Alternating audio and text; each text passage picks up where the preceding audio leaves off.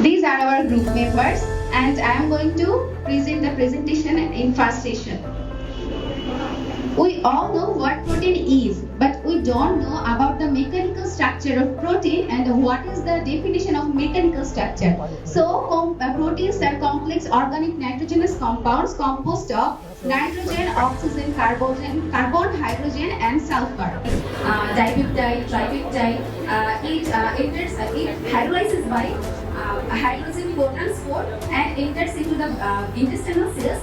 সত্যি করে এটা উপভোগ্য একটা প্রেজেন্টেশন আমরা দেখলাম। তোমাদের গ্রুপকে আমরা আন্তরিকভাবে ধন্যবাদ জানাচ্ছি। আর তোমাদের প্রতি একটা সাথে সাথে অনুরোধ রাখবো, তোমরা তো নার্স, তোমরা তো মানুষ, তোমাদের সেবায় সুস্থ হয়ে উঠবে। আর এই যে কথাগুলো আজকে তুমি বললে, এগুলো তোমাদের মাথায় রাখবে, হৃদয়ে ধারণ করবা এবং এই কথাগুলো খুব মন খুলে আন্তরিকতার সাথে মানুষকে জানাবা, যাতে করে তোমাদের কথা থেকে লোকেরা শিখতে পারে, বুঝতে পারে এবং বুঝে বুঝে খেতে পারে।